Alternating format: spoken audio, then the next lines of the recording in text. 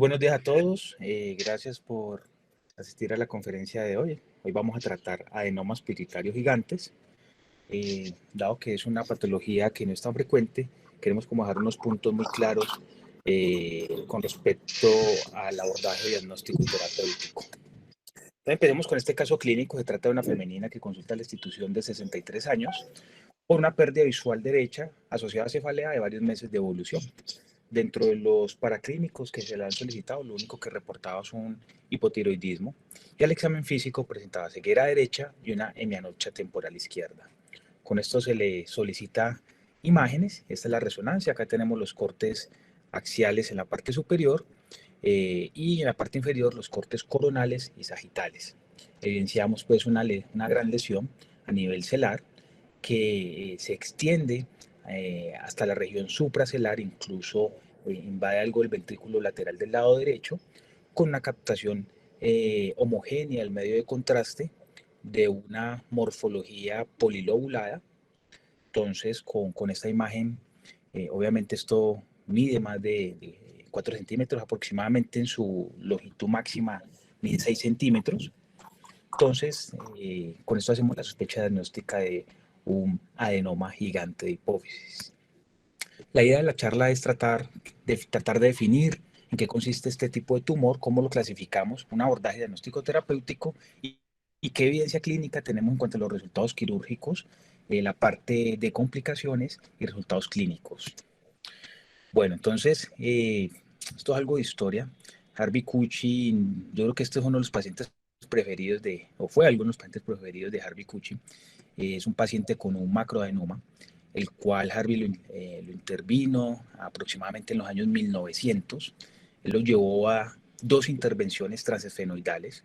Posterior a la segunda intervención, el paciente fallece y este es el estudio anatomopatológico en el cual se evidencia un adenoma gigante de hipófisis causante de la patología de él. Ya vemos que desde los años 1900 se empezaba a incursionar en los abordajes hacia esta región por vía transesfenoidal. Bueno, entonces como introducción, los adenomas son tumores benignos de crecimiento lento. Las complicaciones van a estar básicamente asociadas al grado de extensión del tumor y se pueden estratificar de acuerdo al tamaño. Se pueden denominar microadenomas, macroadenomas, adenomas grandes y adenomas gigantes. Específicamente en la charla de hoy vamos a tratar de adenomas gigantes. Y ha existido algo de controversia tratando de definir qué corresponde a un adenoma gigante. Algunos autores nombran que es aquel que mide más de 3 centímetros, pero la mayoría de los artículos concuerdan de que es aquel que mide más de 4 centímetros o tiene un volumen mayor de 10 centímetros cúbicos en total. Es importante conocerlos porque es un tumor de gran invasividad, pueden alcanzar un gran tamaño y además algunos pueden tener asociados alta vascularización, lo cual es un reto para nosotros como neurocirujanos llevar a cabo una resección quirúrgica total de estas masas. Por lo general las resecciones totales de este tipo de tumores son disminuidas, además de que la intervención quirúrgica y la patología per se traen consigo morbilidad y mortalidad importante, y muchos de ellos van a presentar recurrencias secundarias a esas residuos tumorales que van a persistir ahí en el lecho quirúrgico.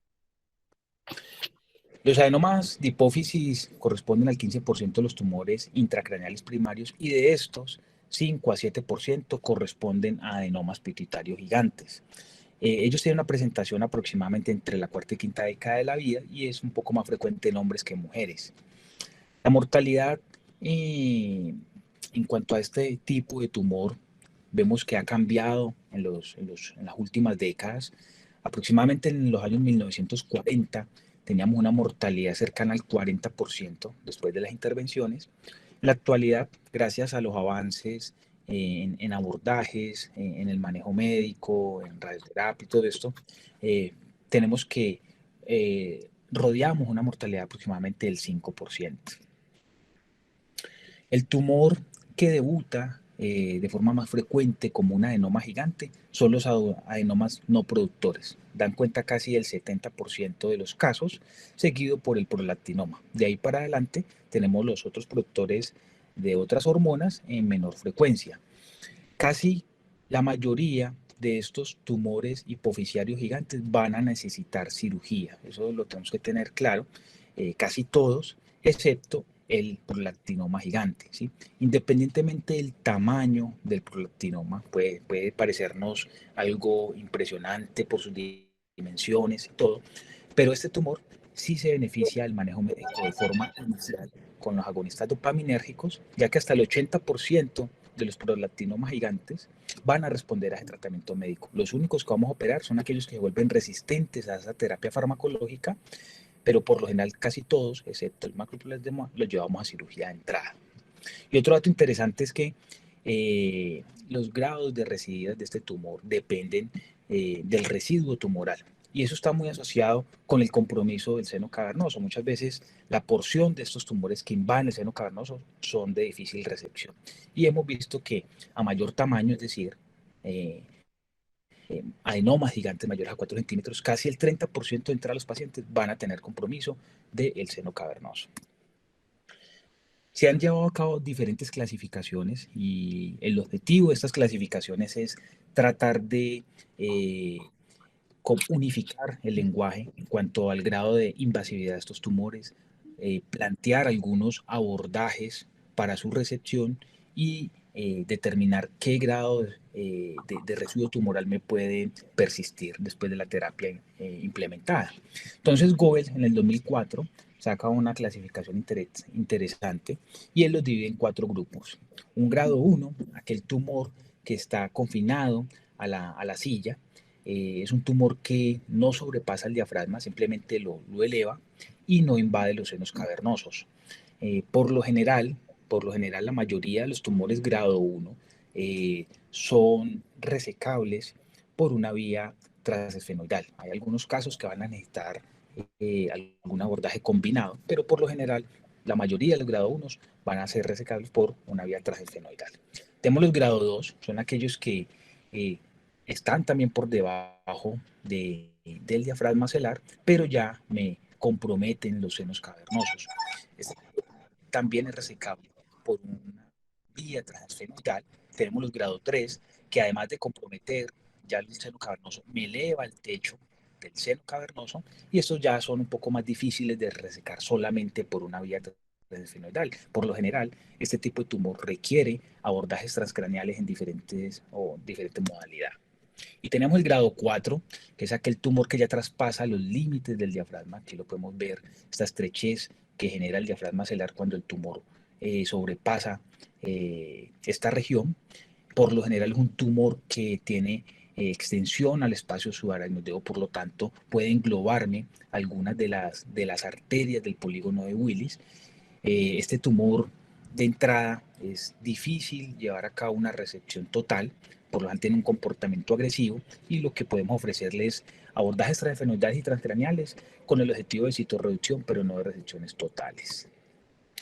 Bueno, Harvey también sacó una clasificación hace muchos años, básicamente los divide en grado 0 a grado 4 de acuerdo al grado de invasión de la lesión, siendo grado un tumor confinado a la glándula y un grado 4 ya que sobrepasa todos los límites celulares, y de acuerdo a su simetría, que puede ser de la al E, de acuerdo a la extensión que puede tener esta lesión.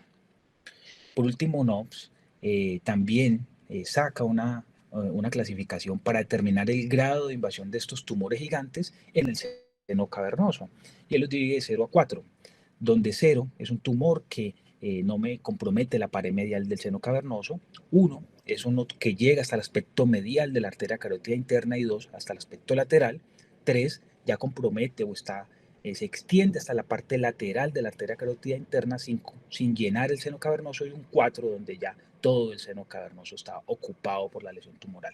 Entonces es importante conocer estas clasificaciones porque nos permite hablar el mismo idioma y nos permite hablar de pronóstico en cuanto a residuo tumoral y resecciones totales. ¿Cómo podemos llevar a cabo el diagnóstico? Bueno, primero tenemos la clínica. Por lo general, la mayoría de estos pacientes van a debutar con alteraciones visuales, ya sea uni o bilaterales. Casi el 72% es el síntoma cardinal, seguido por cefalea. Algunos de ellos pueden tener algún síndrome endocrinológico, ya sea de hiperfunción, si es un tumor que me está secretando algún tipo de hormona, o hipofuncional con hipopituitarismo. Algunos debutan con apoplejía pituitaria, hemiparesias por compresión del tumor en el parénquima cerebral, con epistaxis algunos, cuando el tumor erosiona todo lo que es el piso de la silla y se mete a nivel del espacio nasofaringeo, con convulsiones cuando el tumor tiene alguna extensión hacia la fosa media importante y me comprime los lóbulos temporales, también alteración de conciencia y nervios craneales, un poco más raro. Sabemos que algunos de estos tumores, como les mostré ahora, pueden secretar hormonas. Si me secreta hormona de crecimiento, pues vamos a tener un cuadro muy florido de acromegalia, tanto clínico como paraclínico. Igual, si secreta prolactina, si secreta cortisol, vamos a tener la enfermedad de Cushing. Y mucho más raro, si secreta TSH, pues vamos a tener un cuadro florido de hipertiroidismo asociado a bocio. En cuanto al perfil endocrinológico, es de vital importancia a todos estos pacientes solicitarles todas las hormonas, ya que, como les dije, algunos de ellos pueden tener tumores funcionales a los cuales les podemos suministrar algún tratamiento farmacológico específico, pero otros pueden tener hipopituitarismo. Hasta un 30% de estos pacientes van a tener un hipopituitarismo y es importante caracterizarlo para suplementarlos y llevarlos de una forma óptima a algún tipo de intervención. La hormona que se afecta con mayor frecuencia son las gonadales, seguido por tiroides, hormona de crecimiento y por último el cortisol. En cuanto a las imágenes, definitivamente la resonancia de alta resolución de silla turca con contraste es el estudio de elección. Me permite definir muy bien las dimensiones y grado de invasión de estos tumores. Me permite incluso localizar dónde podemos tener la glándula hipófisis, hacia qué zona está desplazada. Me permite identificar el quiasma, las cisternas y el grado de compromiso a este nivel, y permite determinar bien las características del tumor, sus componentes sólidos, sus componentes quísticos, presencia de necrosis, en fin. Entonces, definitivamente la resonancia de silla turca con contraste es el examen de elección que debemos solicitarle ante la sospecha de un adenoma gigante. La tomografía también es muy útil, especialmente la de cortes finos faciales o de senos paranasales, ya que nos muestra la morfología ósea de la silla turca y el grado de neumatización o el tipo de neumatización del seno esfenoidal. Esto es básicamente para nosotros poder definir un planeamiento quirúrgico, cómo vamos a hacer el abordaje, en fin, es muy útil para ello. Los campos visuales también debemos solicitarlos. Eh, es importante caracterizar bien el déficit o el grado de compromiso visual de estos pacientes, incluso antes pues, de la intervención quirúrgica. Esto nos permite hacer un seguimiento, nos permite ver si hay complicaciones postoperatorias, si hay mejorías. Entonces, todos estos pacientes deben de tener también de entrada una campimetría.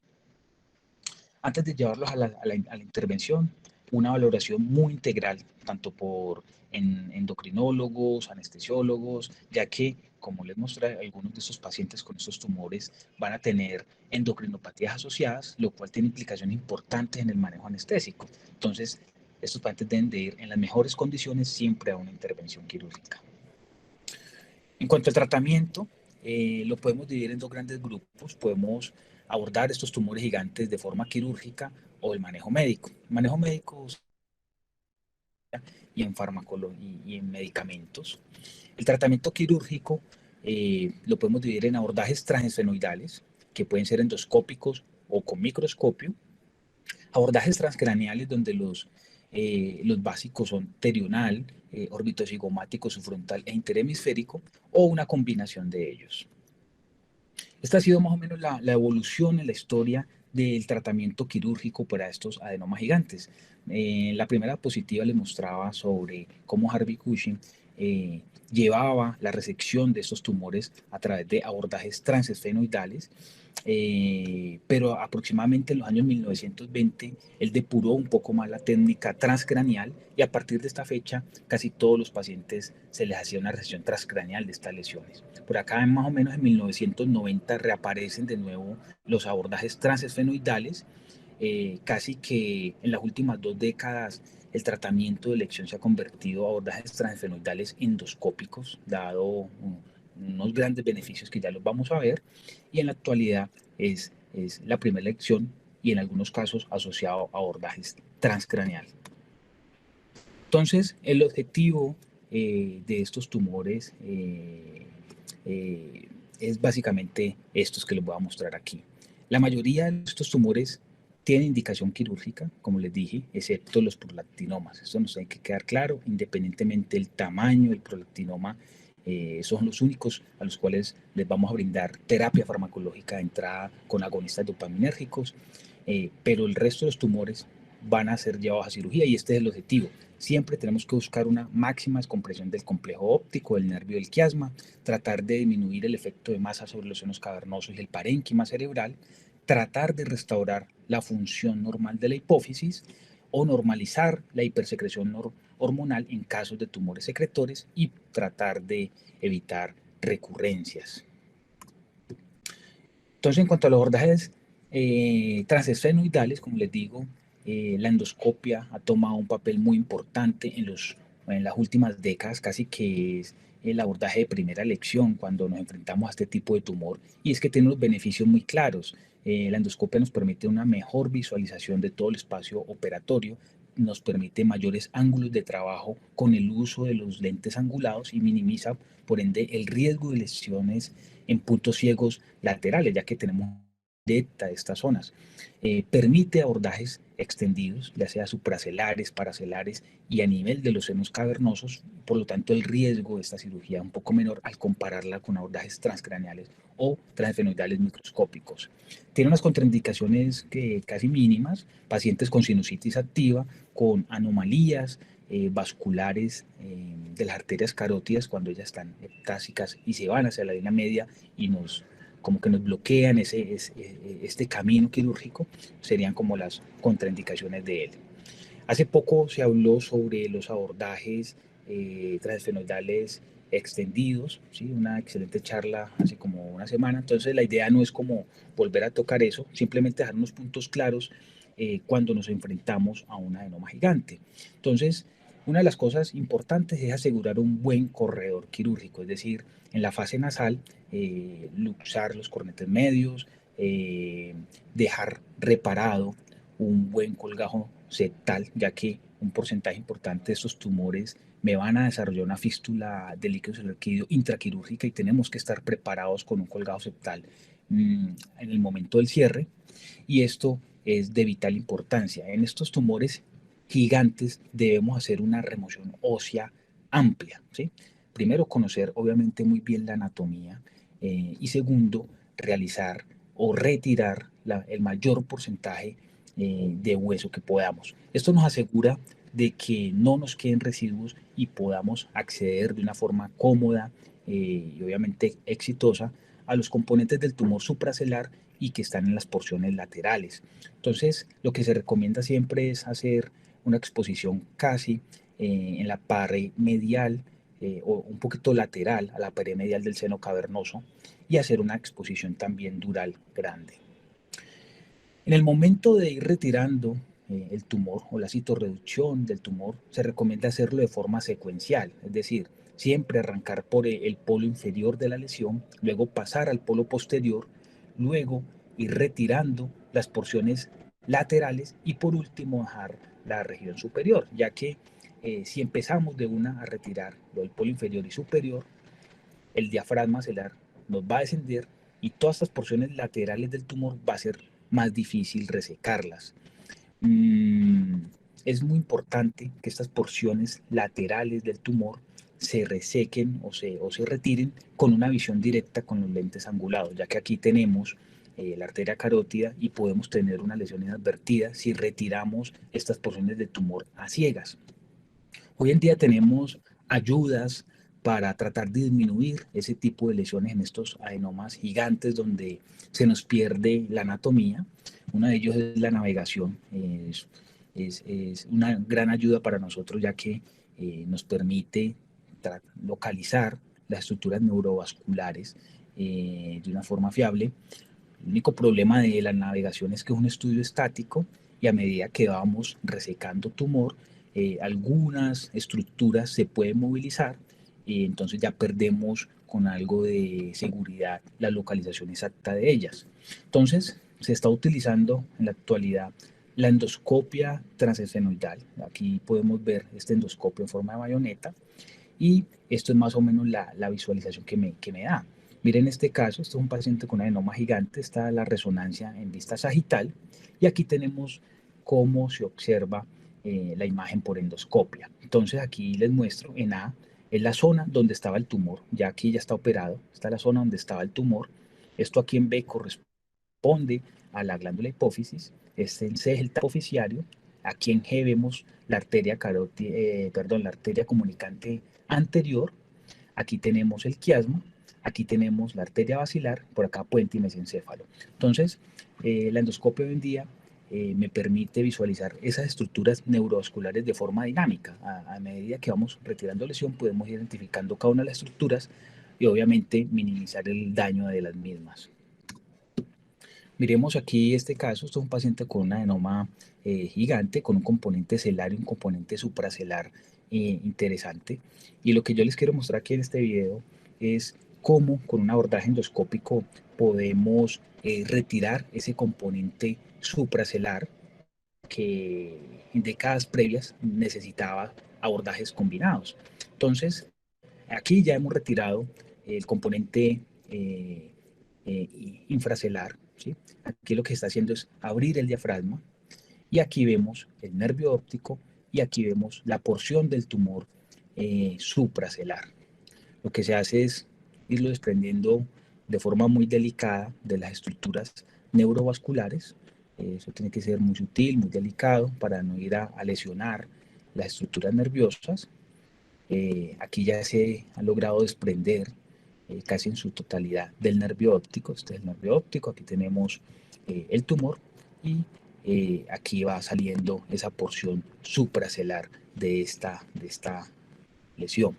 Esta es la imagen posoperatoria, una adecuada recepción del componente infra y supracelular solamente por un abordaje transesfenoidal endoscópico. Los cierres se recomienda siempre multicapa, podemos usar grasa, gelfon, diversas capas de fascia lata, hueso, y obviamente el colgajo nasocectal es importante tenerlo ahí, especialmente nos hace una fístula de líquido celular intraquirúrgica. Algunos refuerzan esto con sellante de febrina, todo con el objetivo de que esto quede con un cierre hermético. Bueno, en cuanto a los abordajes transcraneales, aquí les muestro una imagen de algunos pacientes de Harvey Cushing. Él prefería llevar estos pacientes a abordajes terionales con una extensión frontal, era el abordaje preferido de él. Hoy en día es casi la segunda elección, ¿sí? Dado que estos abordajes transcraneales tienen mayor riesgo de lesión vascular y mayor morbilidad, pero tienen unas indicaciones claras. Especialmente se lleva a cabo para esos tumores que tienen una expansión más allá de los límites celares, es decir, todos esos pacientes o tumores que se extienden hacia la fosa media, hacia la fosa posterior, incluso hacia la fosa anterior en gran medida, para esos pacientes que tienen unas arterias carótidas ectásicas, es decir, que se van hacia la línea media y nos bloquean ese corredor quirúrgico transfenoidal. También los pacientes es mejor llevarlos a un abordaje transcraneal y se utiliza como un complemento a la cirugía transfenoidal, especialmente en esos tumores con quistes grandes que son multilobulados, de una consistencia dura, que ya han sido intervenidos antes o que han recibido algo de radioterapia. Tiene limitaciones, sí, los abordajes transcraneales para retirar estos tumores implica la necesidad de manipulación del parénquima cerebral y siempre es difícil acceder al componente intracelular solo por un abordaje transcraneal.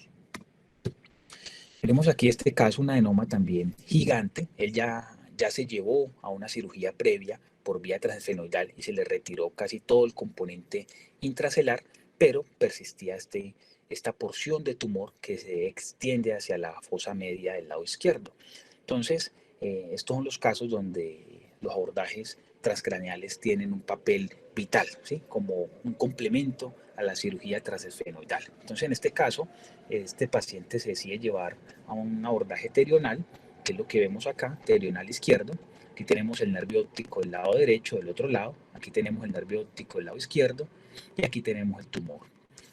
Simplemente lo que se hace es abrir la cápsula, hacer un debulking para que la resección del tumor se haga de forma más fácil. Se va resecando poco a poco su cápsula y se va retirando o disecando de las estructuras neurovasculares. Entonces aquí tenemos el nervio óptico del lado izquierdo, aquí tenemos la lesión tumoral, aquí tenemos la arteria carótida, ¿sí?, del lado izquierdo, y aquí tenemos un corredor muy bueno a nivel del triángulo óptico carotídeo para ir retirando la lesión.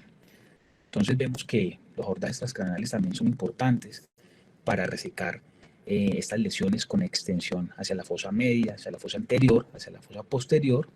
Y algo que quiero dejar claro acá es que algunos de estos tumores están muy adheridos, su cápsula, a las estructuras como la carótida, como el nervio óptico, y en esos casos, donde es difícil resecarlo en su totalidad, no se justifica retirarlo del todo, ¿sí? O sea, no se justifica causar una lesión a nivel del vaso, a nivel del nervio, para que nos quede una resección total, ya que eso implica daños o lesiones a nivel de estas estructuras que pueden dejar con mucha morbilidad al paciente, incluso mortalidad. Bueno, ¿cuáles son los resultados clínicos de estas intervenciones para el paciente en términos de resección total, en términos de resultados visuales, endocrinológicos y complicaciones? Bueno, se han llevado a cabo y en la literatura hay muchos reportes, series de casos, revisiones sistemáticas, tratando de definir qué tal le va a estos pacientes. Entonces aquí les traigo como los artículos más representativos en cuanto a estos ítems. Entonces lo primero que vamos a tocar es esto, la tasa de resección total del tumor. Entonces, como podemos ver, todos estos artículos concuerdan de que la tasa global de resección de estos tumores no es tan alta. Miren que en tan solo el 32% de los pacientes nosotros podemos resecar en su totalidad la lesión, ¿sí? O sea que no es raro que estos pacientes nos queden con residuos tumorales que requieran de forma secundaria una terapia ayudante. Hay series de casos que han tratado de dividir o diferenciar cómo les va a estos pacientes de acuerdo a ópicos, abordajes transfenoidales con microscopio y transcraneales. Se ha visto que el rango de resección total con abordajes endoscópicos puede variar entre un 24 a un 80%. Obviamente, aquí depende de los equipos que utilicemos, de la habilidad del cirujano. Esto es cuestionable, pues, estos valores tan altos cuando la mayoría muestran que en tan solo un 32% se logra resección total. Pero bueno, eso es lo que uno encuentra en la literatura. Con abordajes transfenoidales microscópicos se encuentra que hasta en el 30% uno podría lograr esto, y por abordajes transcraneales un 10% de los pacientes logramos una resección total. Obviamente porque a través de un abordaje transcraneal es muy difícil retirar la porción intracelular del tumor. En cuanto a resecciones cerca al total, es decir, resecciones que están entre un 100 y un 90%, aproximadamente el 20% de los pacientes cumplen este objetivo, y el grueso de los pacientes va a estar aquí, en recepciones subtotales. Miren que casi el 50% solo le podemos resecar entre un 70 y un 90% de la lesión. ¿Listo? Aquí va a estar el grueso de nuestros pacientes. Y resecciones parciales, es decir, por debajo del 70% del tamaño de la lesión, corresponde un 23% de hechos. ¿Cuáles son los predictores de recepción? Bueno, tenemos el NOx como lo veamos ahora, el volumen y diámetro. Obviamente, cuanto a mayor volumen y mayor diámetro, pues más difícil va a ser resecarlo, extensiones hacia la fosa posterior, una consistencia dura del tumor, y si el paciente ha recibido radioterapia previa, todo esto se asocia con resecciones parciales de la lesión. ¿Qué pacientes van a tener factores del mal pronóstico y tenemos que conocerlos? Obviamente, pacientes con tumores grandes, definidos mayores de 6 centímetros, pacientes mayores de 60 años, que ya lleguen con alguna alteración del estado de conciencia o disfunción hipotalámica. Por lo general, el curso clínico de ellos va a ser tórpido. En cuanto al resultado visual, los resultados sí son buenos. Miren que en cuanto a agudeza, Por abordajes endoscópicos hay cifras de mejoría de la agudeza entre un 70 y un 92%. Por abordajes transfenoidales microscópicos tenemos promedios de mejoría del 35% y por abordajes transcraneales del 45%. En cuanto a campos visuales, de forma global, tenemos mejorías que van entre un 74 y 95% y casi la mitad de estos pacientes van a tener una curación de esa parte. Un 13% van a persistir con el déficit visual y tan solo 1% van a empeorar. Hay que tener en cuenta que la mejoría de estos pacientes se puede presentar días iniciales de la intervención, incluso hasta un año posterior a ella. Y se han descrito factores predictivos de mal pronóstico para que ese paciente recupere la visión. Uno de ellos es que los síntomas sean mayores a 6 meses, pacientes de mayor edad, pacientes con un grado de déficit visual preoperatorio de mayor grado, y se ha visto que por medio de la tomografía de coherencia óptica, si evidenciamos un adelgazamiento de la capa nerviosa de la retina, se han planteado límites de 80 micrómetros. Si el espesor de esta capa es menor a esto, la probabilidad de que los pacientes recuperen visión es menor. En cuanto a los resultados endocrinológicos, se ha visto que los pacientes que ingresan con un hipopituitarismo de entrada antes de la intervención, la mayoría de ellos, el 70%, van a continuar con el déficit y van a necesitar reemplazo hormonal el resto de su vida. Un 35% van a mejorar esa función y un 17% pueden empeorar después de la intervención quirúrgica. Algunos pacientes que ingresan con la función hipofisiaria normal me pueden desarrollar un nuevo hipopituitarismo después de la intervención quirúrgica, y eso se ha asociado especialmente con el grado del tamaño del tumor. Miren que en los tumores gigantes, mayores a 4 centímetros, casi un 15% del paciente que me entra con la función hipopituitaria normal me va a salir con un hipopituitarismo. Por lo tanto, todos esos pacientes hay que controlarle hormonas tanto en el punto prequirúrgico como postquirúrgico para definir si es necesario darle un reemplazo hormonal. En cuanto al residuo tumoral, esto es muy importante. Por lo general, el residuo tumoral se asocia con hemorragia, incluso en el mismo acto quirúrgico. Si nosotros estamos retirando tumor y tenemos un sangrado que no se puede controlar, en la mayoría de los casos depende de que todavía nos queda un residuo de tumor que me está generando esta complicación. Pero esto es muy importante tenerlo en cuenta. Muchos de los pacientes que me quedan residuos tumorales grandes pueden desarrollar apoplejía pituitaria postquirúrgica. Y de hecho, esta complicación me da cuenta del 50% de las reexploraciones y casi la mitad de estos pacientes van a fallecer por esta causa. Entonces, algunos autores recomiendan que cuando vamos a retirar un adenoma gigante, por lo general, lo primero que debemos hacer es el abordaje transcraneal para quitar todo el componente supracelular y en un segundo tiempo realizar el abordaje transesfenoidal. Se ha visto que con esta secuencia, primero transcraneal, luego transesfenoidal, el riesgo de sangrado del tumor es menor. Obviamente, eso son experiencias de la serie de casos, pero es bueno apuntarlo aquí porque la apoplejía pituitaria es una complicación grave. Algunos residuos me pueden generar ceguera de función talámica, y si el residuo es sintomático, me está causando síntomas o es grande, por lo general ese paciente, si es posible, algún otro tipo de intervención lo llevamos a cirugía. Si es muy difícil resecarlo por vía quirúrgica, ese paciente entra a terapia adyuvante, ya sea con radioterapia o medicamentos. Si el residuo tumoral es pequeño, no me está generando síntomas, estos pacientes los podemos vigilar, ¿sí? Y tomar decisiones de acuerdo a su evolución. En cuanto a complicaciones, se han descrito tasas de mortalidad un poco mayores que los adenomas normales, del 5% en la actualidad, y tasas de morbilidad del 14%. La más frecuente es la fístula, el líquido subarachnoideo. Obviamente los porcentajes de fístula son menores con abordajes endoscópicos versus los abordajes microscópicos o transcraneales. Le siguen las alteraciones endocrinológicas, sinusitis, epistaxis, hidrocefalia y lesiones vasculares.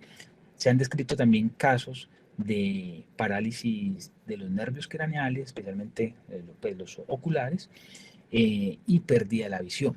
Y la pérdida de la visión es una complicación que es rara, pero es devastadora. Ingresar a un paciente de pronto con visión adecuada y sacarlo ciego es algo difícil de afrontar. Y se ha asociado con traumatismo durante el acto quirúrgico o cuando hemos resecado la lesión, el prolapso del quiasma a veces se asocia con isquemia y daño del mismo. Por otro lado, podemos tener un hematoma que me genere un efecto de masa o esto, que lo podemos causar nosotros, un empaquetamiento agresivo para el manejo de alguna hemorragia o para el manejo de las fístulas, me pueden comprimir el complejo óptico y el paciente salir con algún déficit. Se han descrito algunos factores de riesgo para esto y son tumores grandes o recurrentes con una morfología en forma de tipo mancuerna, que el paciente ya tenga una discapacidad visual propia y una experiencia inadecuada al cirujano. Son factores asociados a una pérdida de visión posoperatoria. En cuanto a la recurrencia, la mayoría de los pacientes que me hacen recurrencia van a cursar de forma asintomática. ¿Sí? Los vamos a identificar por medio de las imágenes que nosotros les solicitamos en el seguimiento y un 6% van a ser recurrencias sintomáticas con pérdida de la visión, apoplejía, cefalea, demencias. Se han asociado también factores de riesgo para que un paciente tenga una recurrencia y es especialmente que tenga un adenoma no secretor, un grado de invasión mayor, pacientes jóvenes y un residuo importante a nivel de los senos cavernosos.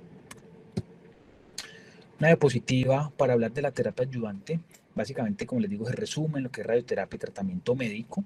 En cuanto a radioterapia, se han empleado la radioterapia fraccionada y la radiocirugía. Obviamente la radiocirugía tiene su inicio de acción más rápido. Se utiliza para tumores pequeños, especialmente menores de 10 centímetros cúbicos y que estén alejados de 2 a 3 milímetros del complejo óptico para no ir a lesionarlos. Y se ha visto en una serie de casos controles locales que pueden ir del 97% a 5 años y del 95% a 10 años. Obviamente la radioterapia tiene efectos adversos y la principal son endocrinopatías o disfunción hipotitaria que se puede dar incluso hasta 5 o 10 años posterior a haber terminado el tratamiento. Entonces, antes de nosotros prescribir radioterapia para estos residuos tumorales, siempre debemos esperar si el paciente tiene una verdadera progresión o un residuo tumoral que me esté generando síntomas. De entrada, lo podemos prescribir si tenemos residuos tumorales grandes, sintomáticos, con histopatología típica o KI67 elevado. En cuanto al tratamiento médico, podemos dar medicamentos según el perfil hormonal. Obviamente, si son adenomas que secretan algún tipo de hormona, por ejemplo, prolactina, podemos dar agonistas dopaminérgicos, cabergolina, bromocriptina.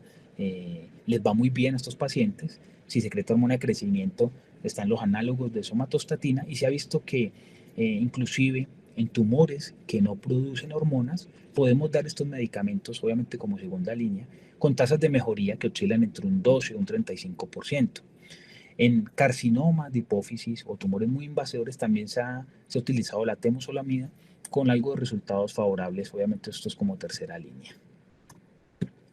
El control tumoral en forma general o la tasa global lo vamos a alcanzar en un 80 a 96% de los casos, es decir, realizamos las terapias indicadas y en este porcentaje el tumor se va a quedar ahí estable.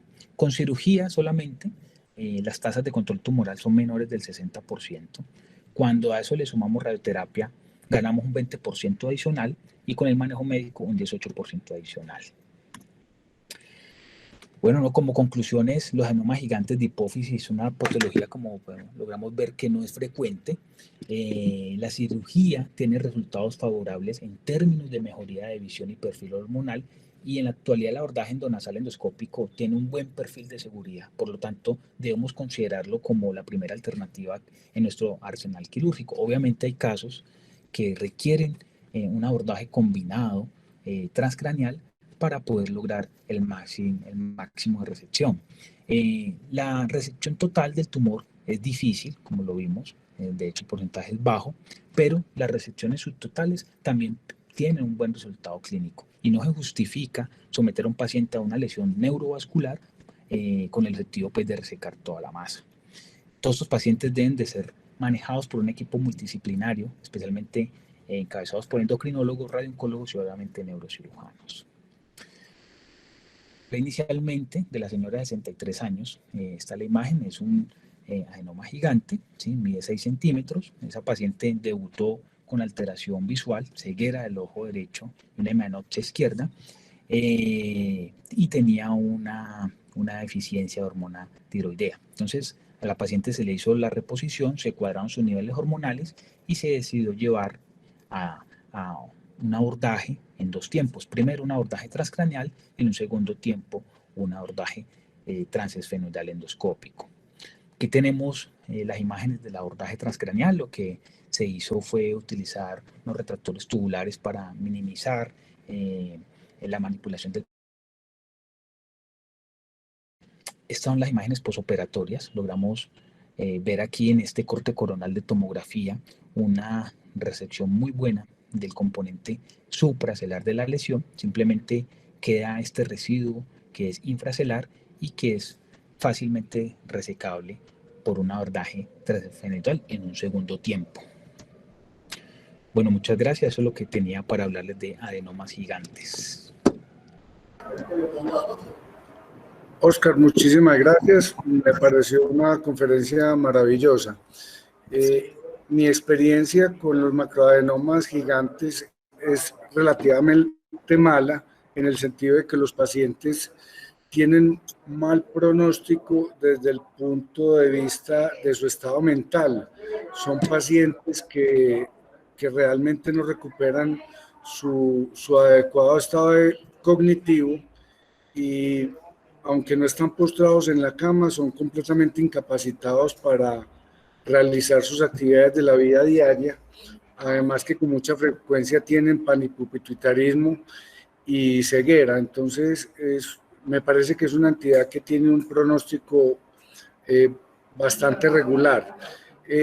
Yo quisiera hacerle una pregunta a los expertos en endoscopia, y es la siguiente: cuando uno va a hacer un abordaje transcraniano y endoscópico, ¿cuál debe hacer primero? Y esto lo pregunto porque en ocasiones yo he operado pacientes después de haberles hecho el abordaje endoscópico y comunico el cerebro con la nariz al hacer el abordaje transcraneano, y se aumenta el riesgo de fístula.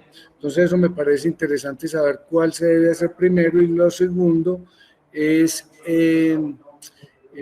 Hernán, ¿qué opina de la radiocirugía para este tipo de lesiones? Muchas gracias. Ojalá que Claudia nos esté oyendo para que nos dé una manita. Bueno, buenos días para todos. Sí, profe, pues con lo que usted dice, esa es pues como una de las ideas también que queremos que quede en la charla. O sea, ahora vamos a hablar, pues voy a dejar como unas 4 o 5 ideitas concretas. Lo que usted dice es cierto, o sea, hay que contextualizarse con estos pacientes porque obviamente tienen una morbilidad y una mortalidad aumentada, ¿sí? En cuanto a su pregunta de cuál vía hacer primero, eso discutíamos precisamente anoche con Oscar. Realmente, pues, lo mejor es hacer primero la vía transcraneal, que fue lo que se hizo en esta paciente, y pues está programada la segunda pues, por vía transesfenoidal. Precisamente el primer argumento es el que usted dice, o sea, hay un sellado, pues, mejor de la vía transesfenoidal cuando usted, pues, digamos, deja eso para la última parte. Y lo otro es que hay que tener muy en cuenta que, digamos, hay un riesgo aumentado en estos pacientes de una cosa que se llama apoplejía pituitaria posoperatoria. Y eso se da pues en los pacientes de hipófisis en los que uno no logra una resección completa.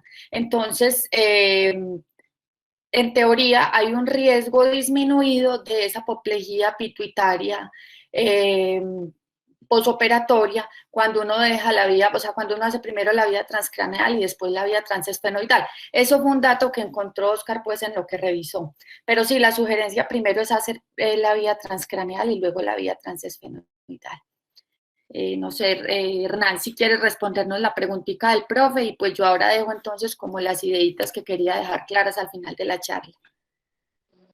Bueno, buenos días, ¿se oye? ¿Se escucha? Sí, profe. Muy bien, Hernán. Bueno, muy buena la conferencia, y es un tema que que no es común, pero es muy importante para que lo sabemos enfrentar desde el principio. Bueno, como muy bien se dijo en la conferencia, la intención o lo que uno busca es hacer la máxima resección quirúrgica, pero de manera segura. Yo siempre he dicho que en esos momentos, como se mueve la medicina, no justifica hacer una resección completa teniendo un riesgo inapropiado o muy grande para el paciente con una lesión vascular o nerviosa. Entonces yo creo que hay que hacer énfasis en eso. Es buscar la máxima resección segura para descomprimir las estructuras que están en esa localización y para tener un tumor pues, más pequeño que se pueda tratar de manera adyuvante más fácil. Quería hacer una aclaración. La radiocirugía, de manera como se ha definido tradicionalmente, se define como una sola sesión de radiación a dosis muy altas. Ahora hay un concepto nuevo, pues ni tan nuevo, lleva unos años, pero se habla de la radiocirugía hipofraccionada, que es el tratamiento que se da con radiación a dosis altas, pero en pocas fracciones, típicamente por debajo de 5. Entonces, cuando uno se enfrenta a un tumor que está en esa localización, que está adyacente a la vía visual, al nervio óptico o al quiasma, una estructura, un tumor que esté adherido a esta estructura no se puede irradiar de manera segura con una sola fracción, es decir, con la radiocirugía de una sola sesión.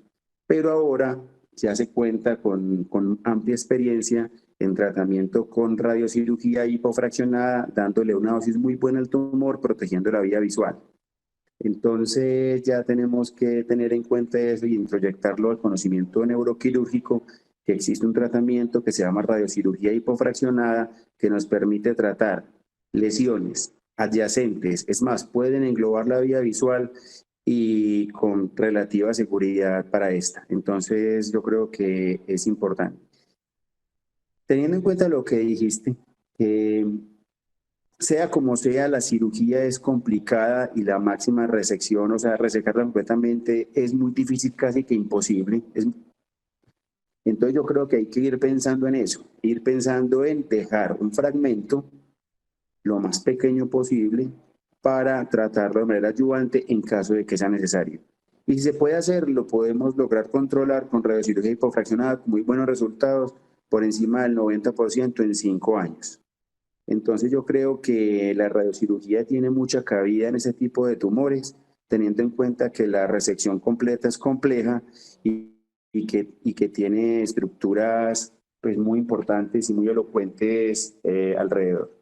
Entonces la respuesta es que sí, cuando existe un fragmento susceptible de tratar, lo podemos tratar con radiocirugía hipofraccionada. No sé si quedó claro. Perfecto, Hernán. Muchas gracias. El doctor Juan Pablo nos pregunta que cómo está la restricción con el COVID por vía nasal. En los hospitales donde nosotros trabajamos en Medellín no hemos tenido ninguna restricción. Y pregunta para Claudia, ¿cuál es el porcentaje de residuo de fístula de líquido cefalorraquídeo y cómo se puede manejar? Claudia nos dio una charla muy buena sobre eso, pero Bueno, quisiera que nos comentara esa pregunta, que nos respondiera a esa pregunta. Bueno, profe, en los pacientes con adenomas gigantes el porcentaje de fístula de líquido cefalorraquídeo es un poco más alto es aproximadamente 8.8%, como también lo detalla ahí pues Oscar. ¿Qué sugerencia en la reconstrucción hay? Entonces, básicamente los expertos a nivel mundial recomiendan poner una capa de fascia lata, o sea, voy a mencionar como las capas, ¿sí? O sea, al interior del lecho quirúrgico una capa de Surgicel pequeña, luego poner una capa de fascia lata, que generalmente pues la saca uno del paciente. Yo en lo personal prefiero sacarla del paciente y que sea un injerto pues autólogo, a pedirlo del banco. Entonces, una capa de fascia lata intradural, o sea, por debajo de la dura, luego otra capa extradural, o sea, entre la dura y el hueso, lo que nosotros llamamos entonces una capa inlay y otra overlay. Después de eso, poner el colgajo nasoseptal. Después del colgajo nasoseptal, ponerle Surgicel a los bordecitos. Es muy importante que el colgajo nasoseptal tiene que quedar 360 grados expuesto en contacto con el hueso, porque si no, si queda en un pedazo en contacto con mucosa y no con el hueso, eso entonces no se pega y no hace buen sellado.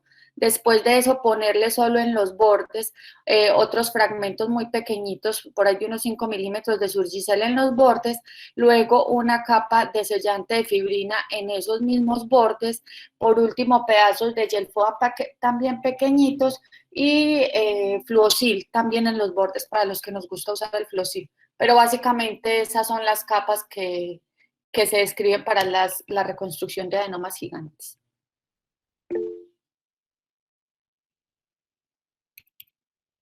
Adelante, doctor Zorro. Buen día.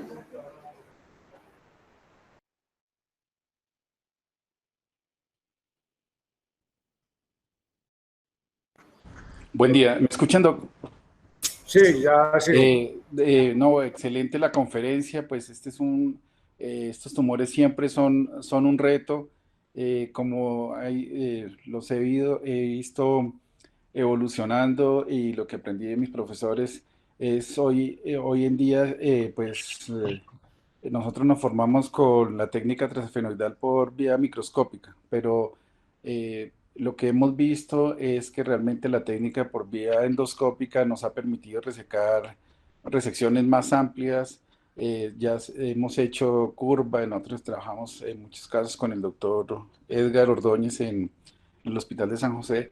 Hemos hecho ya una curva se han reducido las complicaciones, tenemos mayores resecciones. Lo que definitivamente hoy por hoy nunca hago, que vi a mis profesores hacer, es en el mismo tiempo quirúrgico hacer vía transcraneal y vía transesfenoidal, porque vi tasas de complicaciones muy altas, tasas de infecciones bastante elevadas. Entonces siempre en estos tumores uno le advierte a la familia que se va a hacer en dos tiempos. Y el tema de la radioterapia y la radiocirugía, totalmente de acuerdo con el doctor Barrientos. Lo que yo vi, por ejemplo, en Pittsburgh, es que ellos tenían un super cirujano de base de cráneo, que era el doctor Amin Kazan. Y el doctor Amin Kazan barrió por completo el tema de la radioterapia y la radiocirugía, porque era una persona que resecaba por vía endoscópica el 100% de los tumores hipoficiarios. En el fellow no pasaron de 1 o 2 pacientes que fueran remitidos a radioterapia.